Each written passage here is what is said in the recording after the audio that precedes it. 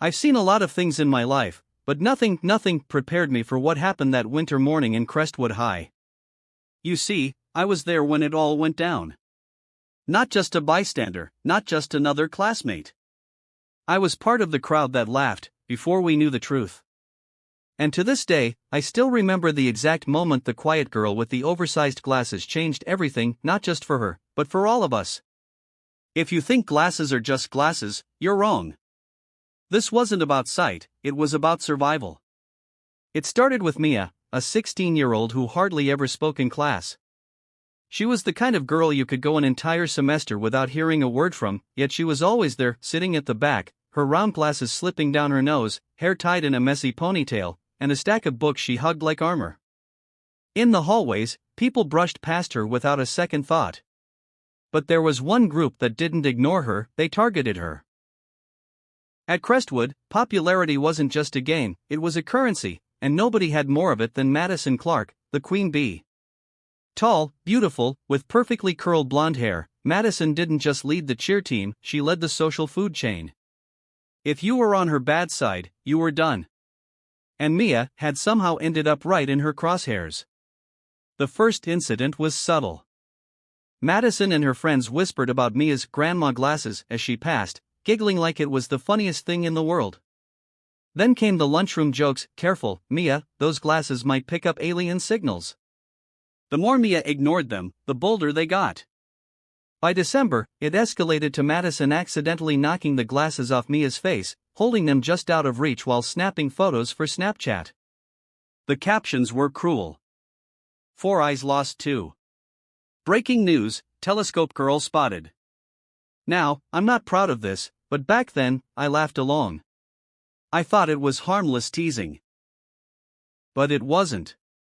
Every time Mia picked up her glasses, she moved a little slower, her shoulders a little more hunched.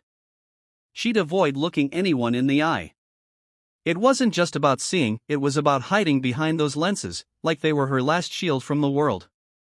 But one Friday, everything changed. It was during history class.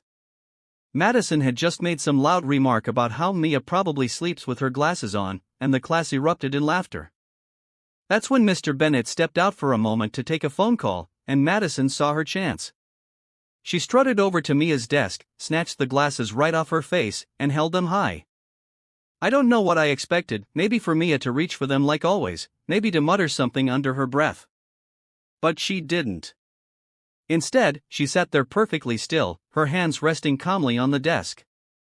Then, slowly, she stood up. And for the first time since I'd known her, Mia looked straight at Madison, without the glasses. The room went dead silent. Her eyes, God, I can still see them, were nothing like I imagined. They were piercing, sharp, almost unnerving. Not because they were scary, but because they were knowing. Like she could see right through you. And in that moment, I realized those glasses weren't just for vision. They were hiding something. Then Mia spoke, her voice steady, almost too calm. "Do you know why I wear them?" Madison smirked. "Because you can't see without them?" Mia tilted her head slightly. "No. Because people can't handle what I see." Before anyone could laugh or scoff, the door opened, Mr. Bennett returned, and Madison quickly tossed the glasses back on Mia's desk. But the air in that room felt different. Even the loudest kids stayed quiet. Because deep down, we all felt it. Something about Mia had just shifted. And we didn't know it yet, but we were about to find out exactly what she meant. CTA, if you've been hooked so far, hit that like button and subscribe. Because what happens next is something I promise you'll never forget. The following week, the school's winter festival was in full swing. Decorations hung from the ceiling, and music blasted from the gym speakers. But Mia wasn't there for the games or the snacks. She was standing by the East Hallway bulletin board, scanning a set of printed announcements. I noticed because, well, I'd started noticing her more since that day in history class. And I wasn't the only one. People were whispering about her now, not in the cruel way they used to, but in curious, almost nervous tones. "Did you hear about Mia? She doesn't need glasses. No, she's hiding something." By lunchtime, Madison was itching to regain control of the spotlight. She marched over to Mia's table with two of her friends, phone cameras already recording. "Hey, Mia," she called, her voice syrupy sweet. "Show us those magic eyes again." This time, Mia didn't flinch. She stood, reached for her glasses, and slowly took them off. The cafeteria went quiet again. And then, without a word, she walked over to a large poster on the wall, one that had the tiniest fine print listing all the festival's sponsors. She read it aloud, perfectly, from 15 feet away. People gasped. Madison scoffed. "So what? You have good eyesight. Big deal." But then Mia turned and said something that sent chills down my spine. "It's not just eyesight. I see more than most people. Patterns. Details. Things people try to hide."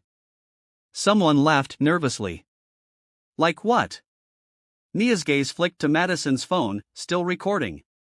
"Like the fact that your video from last Friday is still on your camera roll, even though you deleted it from social media." Madison froze, her smirk faltering. Mia continued, "And the reason you didn't post it again is because the person sitting next to you in that video isn't supposed to be in Crestwood anymore, is he?" The color drained from Madison's face. She quickly ended the recording. The cafeteria erupted into murmurs. Mia didn't explain further, she didn't have to. In that moment, it was clear, whatever her ability was, it wasn't something to joke about. From that day on, the bullying stopped. Not because Mia fought back with fists or insults, but because she revealed just enough of the truth to make people think twice. Her glasses went back on, and she went back to being quiet, but it wasn't the same. Now, when she walked through the hallways, people moved aside. Not out of fear exactly, but out of respect. And me? I couldn't stop thinking about it. About how wrong I'd been to laugh. About how we never really know someone's story until they choose to let us see it. Months later, when I finally got the courage to sit next to her in the library, she looked up from her book and smiled faintly. "You don't have to feel bad," she said softly, as if she'd read my thoughts. "You just see now." And I did. I saw her not as the quiet girl with the glasses, but as someone strong enough to carry a secret without letting it crush her. Someone who didn't need to prove herself to anyone, but did, just once, to remind us all to think before we judge. I'm telling you this because I was there, and because I know there's a Mia in every school, every workplace, every crowd. And maybe, if we stop mocking and start seeing, we won't need them to take off their glasses to believe they matter. CTA, if this story hit you in the heart, drop a comment about a time you misjudged someone, and don't forget to like and subscribe for more stories like this.